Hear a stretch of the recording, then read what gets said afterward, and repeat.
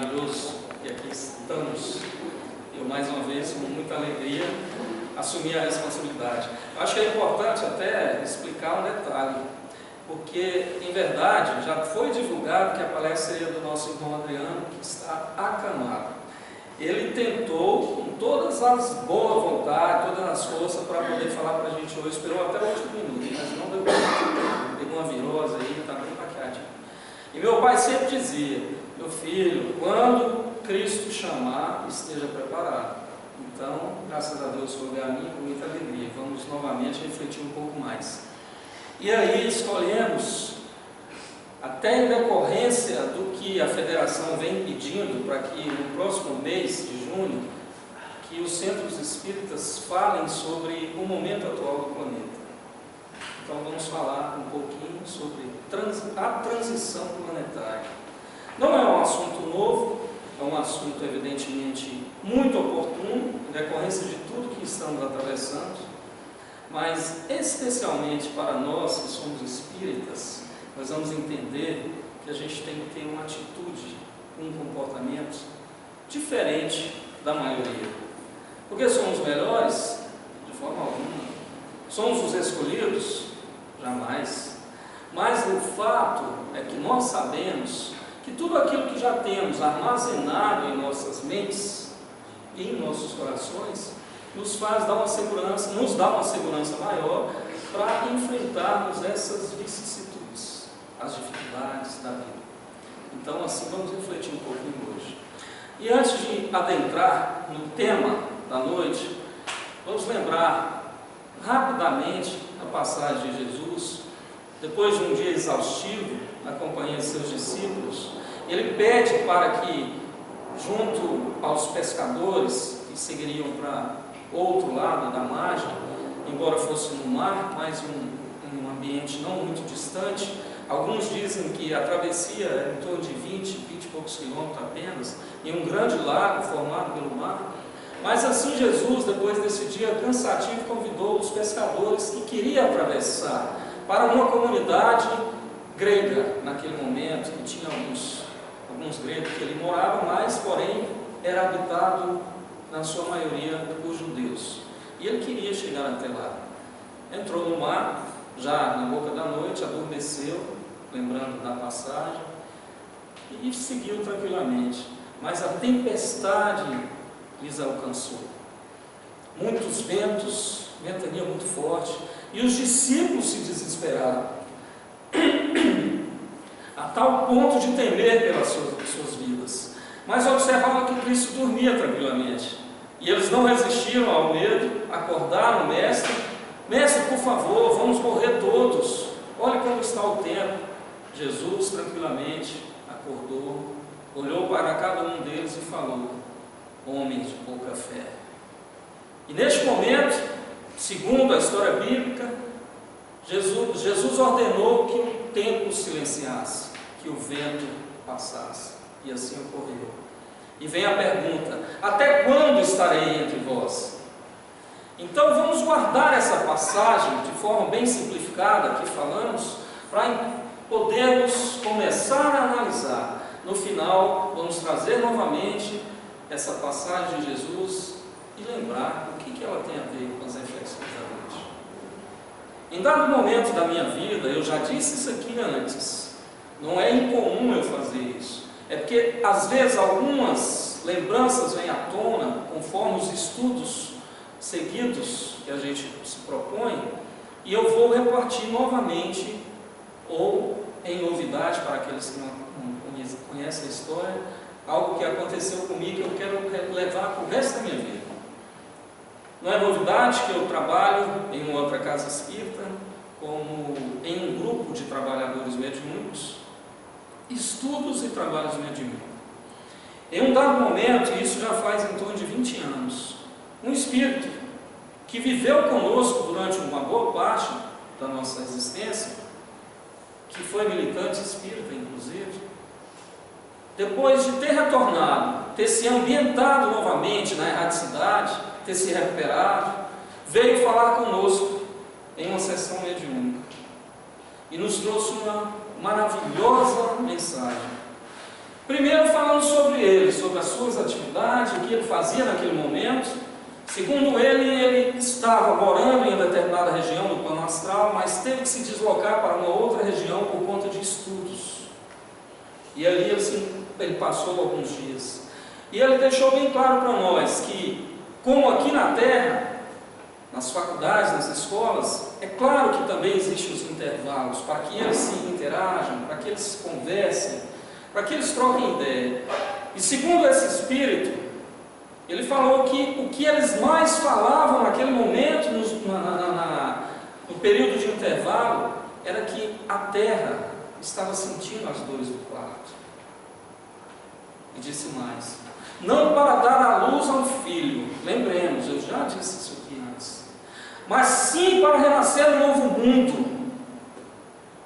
E falou ainda que a espiritualidade maior trabalhava em benefício de todos nós, encarnados e desencarnados, que também não é nenhuma novidade para a gente, mas que em trabalho árduo, no plano astral, nas zonas inferiores, eles trabalhavam firmemente com o intuito de desarticular as regiões trevosas, cidades, comunidades do mundo inferior, e assim acolher aqueles que também precisavam de auxílio. Mas que esses irmãos, os mais endurecidos, falavam a esse nosso irmão, que eu guardo vivo na lembrança, cada palavra, dizia que esses irmãos mais resistentes saíam em desespero, e vinham para o planeta, correndo pelas ruas e pelas cidades, batendo a porta, procurando abrigo. De uma forma até figurativa, nós podemos entender que bater a porta não significa apenas no aspecto físico da nossa residência, mas esse bater a porta desses irmãos trevosos, sem dúvida, são as portas dos nossos corações.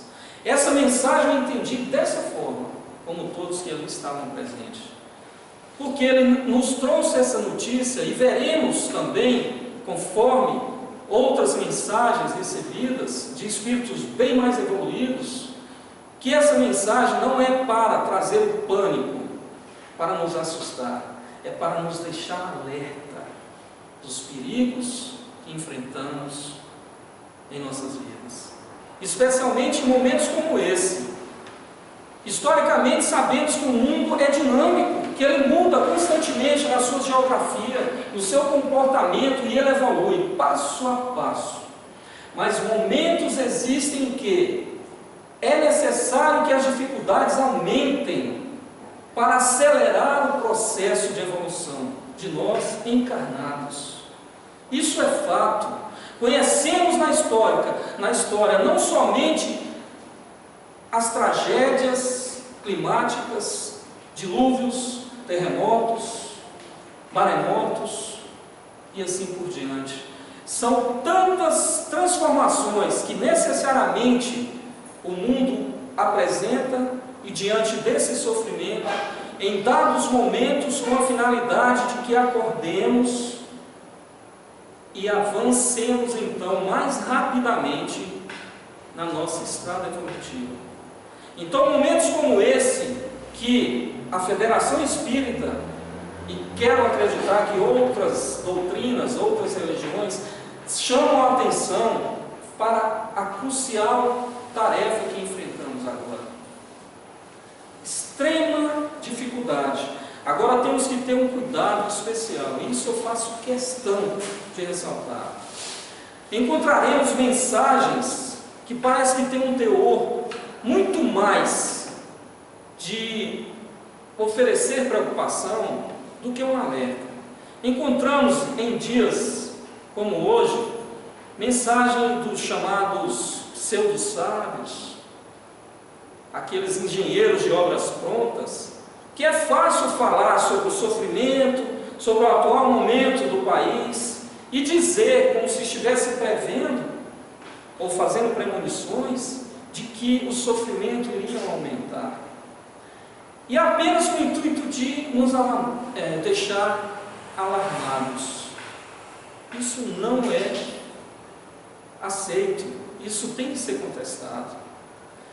Porque quando o espírito que tem consciência da sua tarefa e da real situação do plano material de todos nós encarnados, ele sim nos traz alerta, mas jamais nos coloca em desespero, dizendo da preocupação que temos que ter com os nossos comportamentos.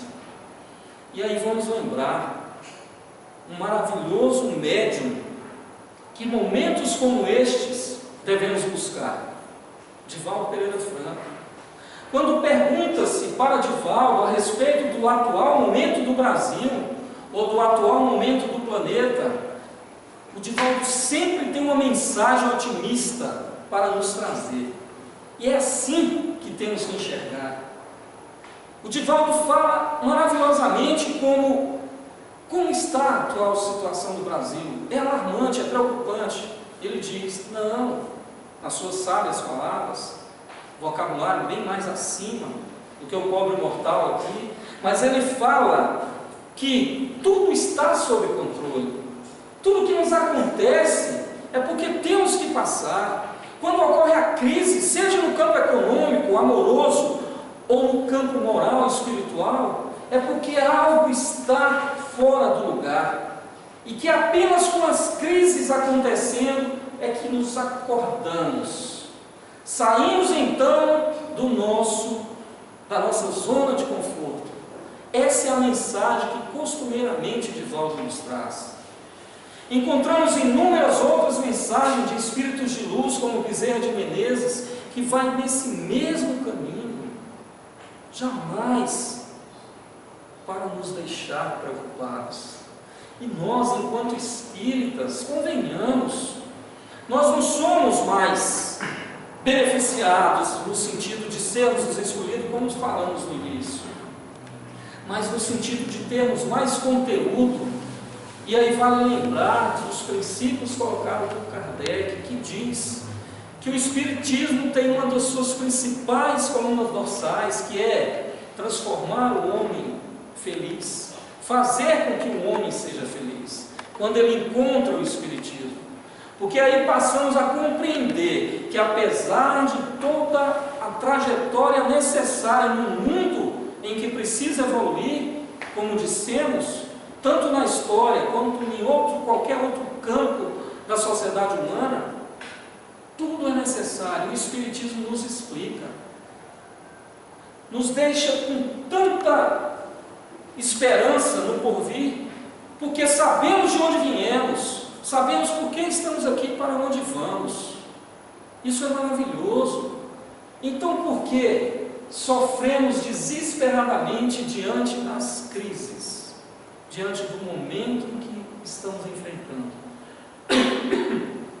Evidentemente, essas situações nos enfraquecem, porque o peso é muito grande.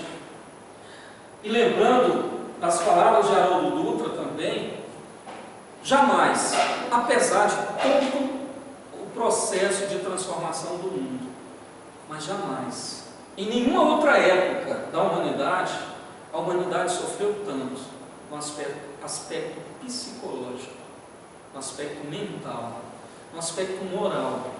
Sofremos desesperadamente. Já temos explicações, algumas, inicialmente falando que o período é de transição, o período é necessário para acelerar o nosso desenvolvimento. Mas por que sofremos tanto? Aí é o conjunto de situações do mundo material.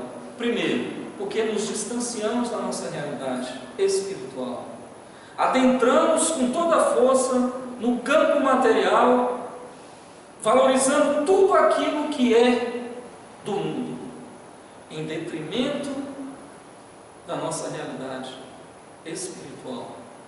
E dessa forma começamos a sofrer, exigindo que nossos filhos, por exemplo, sigam um caminho de sucesso, colocando em suas costas atividades, mesmo em tenra idade, quando não tem ainda capacidade de estudar tanto, de se preparar tanto no aspecto profissional, mas deixando de lado o aspecto moral, fazendo com que ele sonhe em ser um verdadeiro executivo de uma grande multinacional, alimentando o desejo pelas coisas materiais, esquecendo de alimentar o lado moral, dando o exemplo.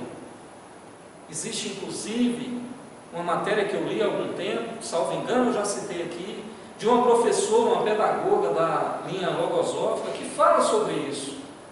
Brilhantemente ela fala sobre isso. Nosso sistema educacional se preocupa em fazer o homem grande, profissionalmente falando, mas esquecemos da ética, da moral, do amor ao próximo, e assim criamos apenas a asa da intelectualidade. No primeiro voo, vamos cair, evidentemente, quando o jovem chega então, que percebe que conquistou espaço no campo profissional, existe um vazio dentro dele. E onde vai buscar força? Se muitas vezes dentro do lar ele não ouviu falar nem em Deus, se muitas vezes ele não ouviu ou não viu o exemplo conforme precisamos oferecer sobre o que verdadeiramente importa, porque somos seres essencialmente espirituais, na senda da evolução, mas trilhando os nossos caminhos e deixamos os nossos jovens a mercê. Aí, voltando ao Haroldo Dutra, ele cita inclusive o cenário do Japão, um país rico, solidificado na sua economia, na sua tecnologia, na ciência, mas que incrivelmente seus jovens começam a se suicidar aos 8, 9, 10 anos de idade. A estatística é gritante. O nosso coração chora quando percebemos essa realidade, porque não é só do outro lado do oceano. Isso está acontecendo muitas vezes próximo a nós e não percebemos. Então, se estamos vivendo um momento de transição, mas sabemos que temos plenas condições de caminharmos com segurança, basta olharmos os ensinamentos de Jesus e lembrarmos da sua passagem frente àquela tempestade em que os seus discípulos bravejavam, gritavam, desesperados, achando que iam morrer, e ele com toda tranquilidade: onde está a vossa fé? Já aprendemos, por isso que as mensagens, quando chegam até nós, que os Espíritos nos dizem, não é para alarmar-nos, porque aquilo que já conhecemos, que já armazenamos dentro de nossas mentes e em nossos corações, é o suficiente para enfrentarmos essas vicissitudes, as dificuldades, mesmo sofrendo, como disse o Valdivino um pouco mais ali na porta, ainda que os pés sangrem, nós precisamos continuar. Cada um de nós tem os nossos problemas, cada um de nós sofremos à nossa maneira, mas o que nos faz diferente dos demais é como respondemos a esses embates na vida, porque a vida vai bater. Estamos em um mundo de expiação e prova. Mais uma vez a doutrina espírita vem nos esclarecer que faz parte da nossa circunstância.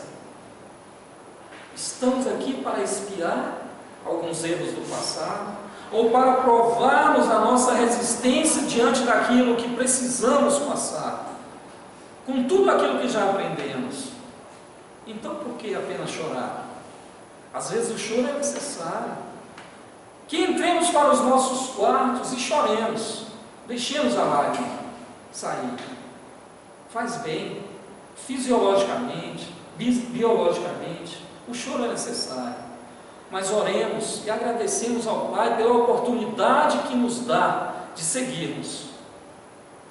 Então, também, quando lembramos de uma mensagem atribuída a Bezerra de Menezes, que nos fala que o espírita não tem o direito, eu falo isso sempre, para que eu lembre disso, que o espírita não tem o direito de aumentar a fila do desalento, dos desesperados, por tudo que já sabemos, e mais, se temos condições e equilíbrio necessário para enfrentarmos essas dificuldades, Quem sabe então encostemos nessa fila dos desesperados, porque não receberam as mesmas luzes que nós. Encostemos em cada um dos irmãos que ali se encontram, oferecendo ajuda, conversando, apenas ouvindo e dizendo que tudo passa, que tudo será melhor. Basta seguirmos. Enquanto o céu está trovejando, em plena chuva, em plena trovoada, o sol está ali atrás, esperando nem que seja o dia seguinte, para raiar novamente, nos aquecer e iluminar os nossos caminhos. Isso é fato. Da mesma forma, os espíritos de luz estão conosco, direcionando os nossos passos e dizendo, mesmo que não ouçamos, mas estão conosco a todo tempo: calma, tudo isso passa. Acredite. Olha que maravilha sabermos disso.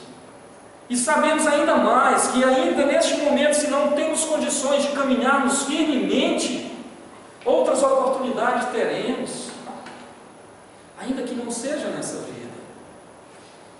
Os últimos chamados serão os primeiros, os escolhidos, porque traz a mensagem que nunca é tarde para iniciarmos.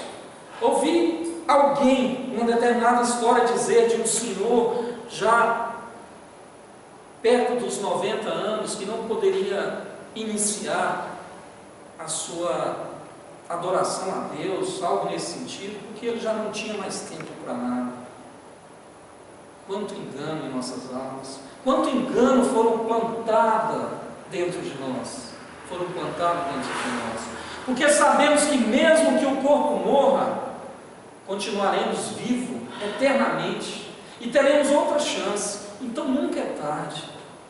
Quem sabe agora fazermos tudo diferente daquilo que agora acreditamos que estava errado. Ser espírita realmente traz uma obrigação maior. Ser um orador espírita talvez mais ainda. Mas convenhamos, nos fortalece tanto na nossa caminhada, por isso que temos realmente que sermos muito gratos. Então, quando o mundo não sorri para nós, que encontramos tantas tragédias, cabe a nós olharmos para o alto, lembrarmos de Deus, orarmos o tempo todo, se necessário. Suicidas que passam para o lado de lá, já recebemos mensagem nesse sentido.